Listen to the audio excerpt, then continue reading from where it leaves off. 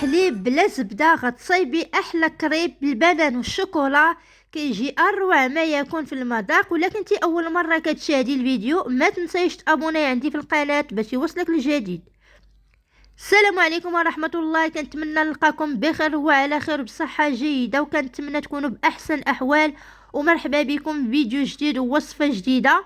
اليوم غادي نشارك معكم كريب بالبنان والشوكولا، كيجي اروع ما يكون في المذاق ديالو.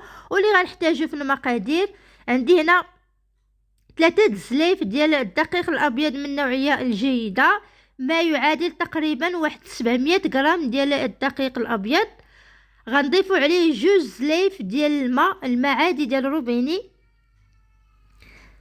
يعني ما باردش بزاف، ما بينه وبين 2 زلايف ديال الماء. وغنضيفو هنا 2 بيضات كاملين. هنا الدقيق على حسب يعني الكميه، على حسب عدد الاشخاص اللي عندك. وغنضيفو واحد نصف كاس ديال زيت نباتيه، ما يعادل 2 معالق كبار ديال الزيت نباتيه، ونصف كاس صغير ديال العسل، كذلك ما يعادل 2 معالق كبار ديال العسل. وغنضيفو رشه من الملح. وغادي نخلط العجين بالفوي، نحاول نخلط مزيان باش المكونات تندمج مع بعضها. وغادي نضيف زلافه الثالثه ديال الماء، يعني انا هنا الماء كنضيفو على دفعات، يعني تقريبا كنضيف الماء وانا كنخلط، يعني باش نعرف القوام ديال هاد الكريب اللي غادي نوصل ليه.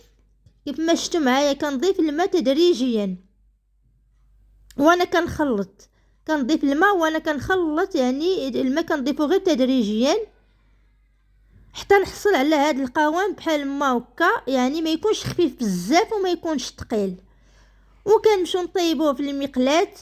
كنحاول نهز بالمغرفه وكنسرحها العجين على المقلاة بالظهر ديال هاد المغرفه هادي، وتكون طبقه اللي تكون طبقه رقيقه، يعني ما تكونش غليظه بزاف. كيف ما كتشوفوا معايا كنحاول نقلبوا على جوج جوايه. فرا كيجي هاد الكريب كيجي بحال اللي كنديروه بالحليب وبالزبده، كذلك كيجي بحالو حتى في المذاق ديالو، يعني ما كاينش فرق بيناتهم، بحالو في المذاق ديالو. غير هذا كنديروه بالحليب وهذا الكريب كنديروه غير بالماء، فراه نفس المذاق ونفس الشكل. كيف ما كتشوفوا معايا كنقلب على جوج جواي باش يطيب على جميع الجوانب ديالو. كيف كتشوفوا الشكل يعني بحال هذاك الكريب اللي كنديروه بالحليب. وكنستمر بنفس الطريقه، كنهز بالمغرفه وكنسرح على الظهر ديال المغرفه العجين على المقلاة وبالزربه، وحتى كينشف، يعني حتى كينشف داك العجين. عاد كنقلبوا على الجهه الاخرى ونطيبوا على جميع الجوانب ديالو. كيف ما كتشوفوا الشكل ديالو راه بحالو، يعني بحال الكريب اللي كنديرو بالحليب وبالزبده، ونفس حتى المذاق ديالو، يعني بحال في المذاق وكيجي رطب في المذاق ديالو ولا حتى في الشكل ديالو. وهنا كتبقى الحشوه اختياريه. انا هنا الحشوه غندير فيها غير البنان والشوكولا. كيف يمكن لكم ديروا اي نوع من فاكهه واي نوع من الشوكولا، يمكن لك ديروه في الحشوه. فالمذاق كيبقى اختياري في هذه الحشوه هذه. فغادي ناخذ اول كريب وحده، غادي ناخذها وغادي ندهنها، غادي نقلبها على الجهه الاخرى وغادي ندهنها بالشوكولات. يعني انا هنا ما كنحاولش نكتر من الشوكولا بزاف، نحاول ندهن الجوانب ديال الكريب ونسرح هذاك الشوكولات. يعني هنا كندير غير القياس ديال الشوكولات، لانه كتكون واحد الحلاوه زايده بزاف، زائد البنان حتى هو كتكون الحلاوه زايده مع الشوكولا.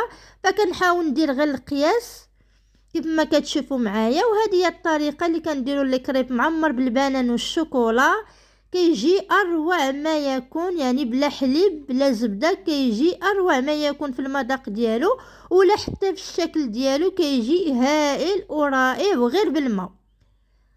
وغادي نشوفوا اول وحده، غادي تشوفوها عن قرب في الشكل ديالها. يعني راه كتجي رائعه وما نعاودش لكم، حتى في المذاق ديالها راه كيجي مع داك الشوكولا كيتواتى بشكل زوين مع البنان، فكيجي اروع ما يكون. فغادي نقسم لكم وحده وغادي تشوفوا الحشوه ديالها في الداخل.